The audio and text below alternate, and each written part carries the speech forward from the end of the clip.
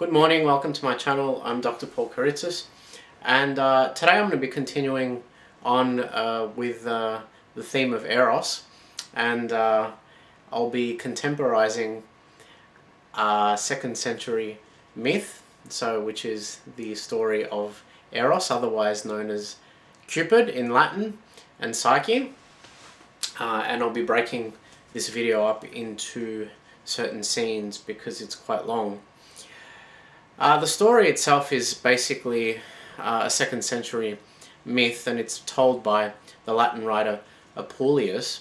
It doesn't appear anywhere else in the classical literature. I've contemporized it here, keeping the skeleton of the myth the same, though I have taken the liberty that comes with nearly all creative license by altering the narrative style, introducing new scenes, and injecting it with themes and ideas that are indigenous to 21st century philosophical and metaphysical inquiry.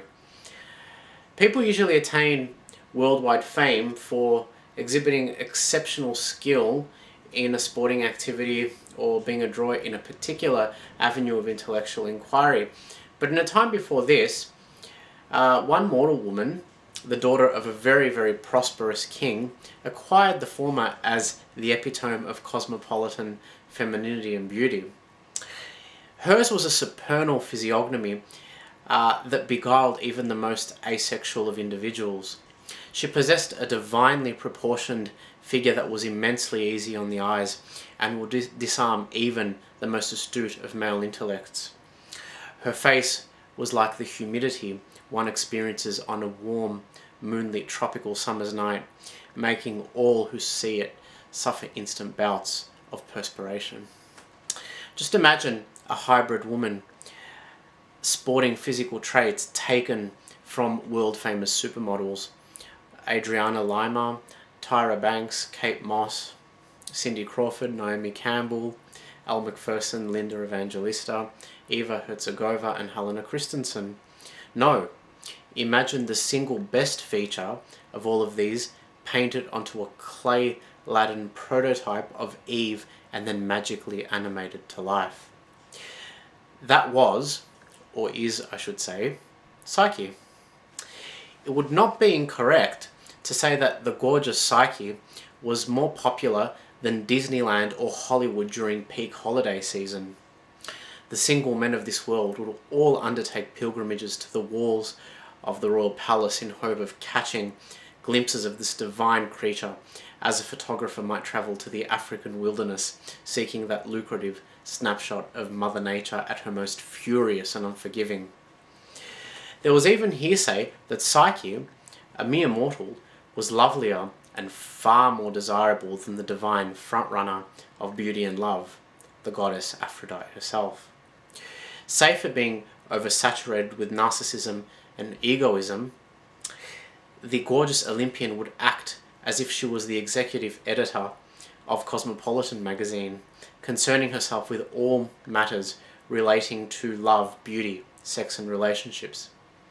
She would often spy on human beings with Earth vision goggles, especially tailored to tuning into the conversations in which her name or the names of her associative qualities might be mentioned.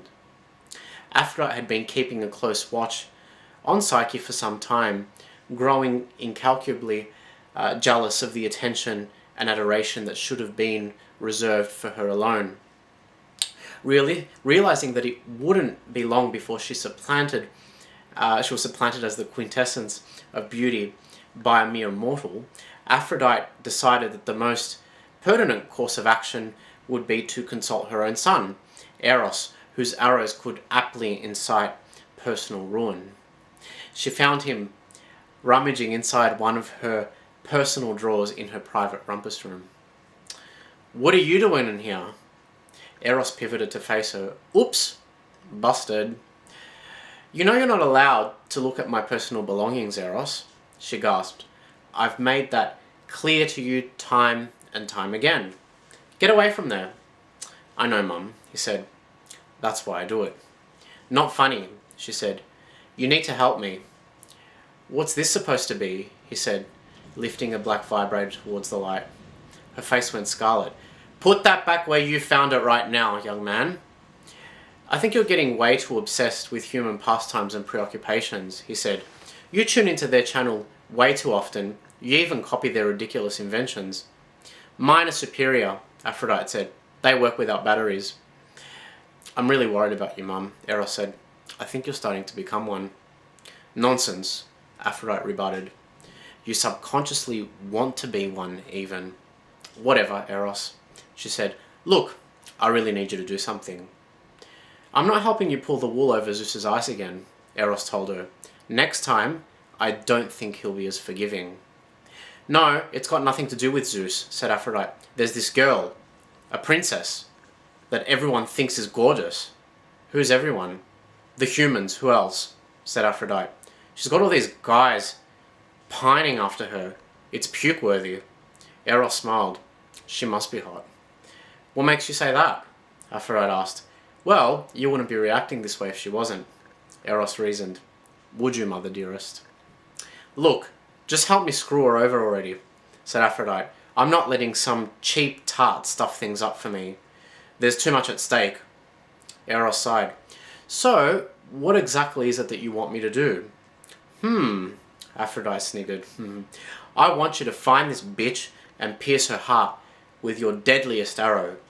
One that will make her fall madly in love with the ugliest man alive. Sure, said Eros. Anything for you, mother dearest. Aphrodite grinned. So, where is she? Eros asked. What does she look like? Look into my eyes, Aphrodite said, concurrently facilitating an electromagnetic cable between heaven and the ley lines that crisscross the earth. Can you see her? She's the girl crossing the ley connecting Delphi and Olympia right this minute. Eros didn't as much as utter a word. Can you see? Aphrodite asked. Yes, I see her, Eros answered. You will do my bidding tonight, Aphrodite told him. You got her location? Aphrodite asked. Yes, Eros murmured. Good, Aphrodite said, smiling. I'm so going to enjoy this. Aphrodite severed the connection mentally and picked up 2 glasses of nectar, handing one to her son. Cheers! Cheers, said Eros, lifting his glass towards the direction of the Olympian throne. All the while, his heart raced like a runaway horse.